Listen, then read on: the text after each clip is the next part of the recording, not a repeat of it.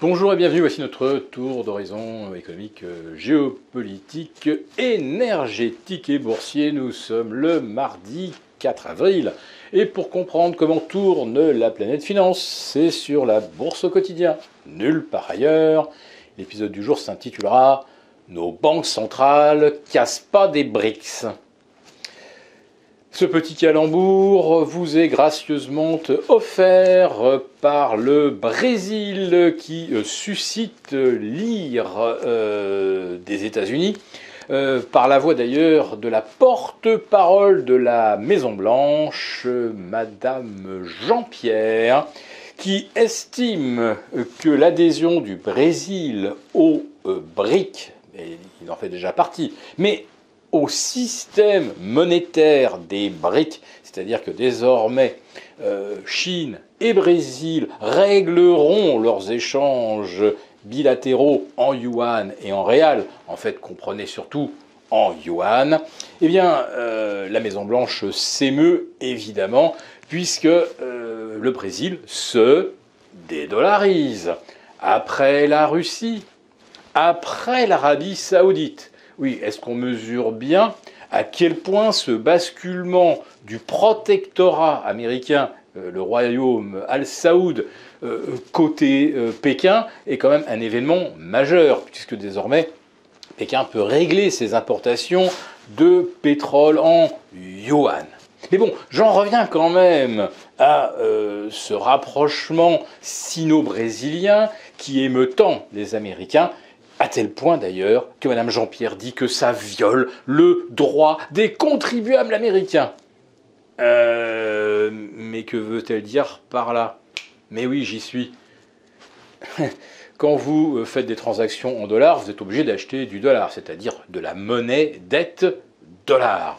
Et si du jour au lendemain, nos Brésiliens n'achètent plus de produits technologiques en dollars, et si le Brésil importe des produits agricoles ou miniers du Brésil en yuan, eh bien, on n'a plus besoin de dollars. Donc, qui va financer le déficit commercial américain bigre de bougre?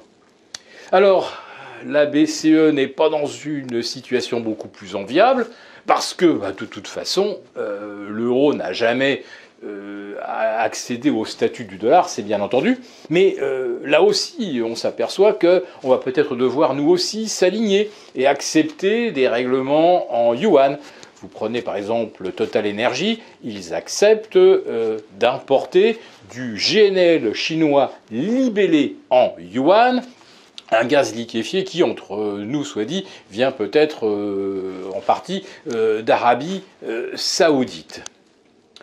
Donc, nos banques centrales, Fed et BCE, ont vraiment un problème de perte de leadership, non seulement parce que les États-Unis ne vont plus pouvoir siphonner l'épargne mondiale pour combler leur déficit et mener toutes les guerres impériales qui leur plaisent, mais l'Europe se retrouve elle aussi dans la situation bien inconfortable où il faut refinancer des déficits, et c'est pas de la petite monnaie.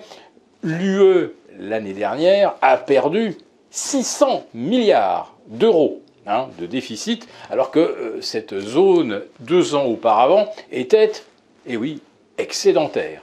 Alors la France, évidemment, bat tous les records de déficit, nous le savons, on était à moins 165 milliards en 2022, mais vous pensez bien que tous ces déficits, eh bien, ça pèse également sur l'euro. Et qu'est-ce qui peut? La BCE.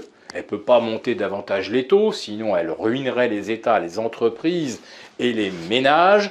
Donc la BCE, elle est coincée, elle ne peut plus agir sur le levier des taux, et voilà que lui arrive en pleine face, eh bien, la hausse, l'envol de 20% du pétrole en l'espace de 10 jours. Alors, ça s'est pas fait d'un coup, mais enfin, quand même, lundi, on se réveille avec un pétrole qui prend 8%. Tout ça pourquoi? Eh bien parce que justement, l'Arabie Saoudite, les Émirats, l'Irak, etc., et la Russie décident de réduire leur production quotidienne de 500 000 à 1 million de barils jour. Et voilà d'un seul coup que avec 20% de hausse sur le pétrole en 10 jours, on va se retrouver de nouveau confronté à un problème d'inflation. Et qu'est-ce que nos banques centrales y peuvent? Eh bien, strictement rien.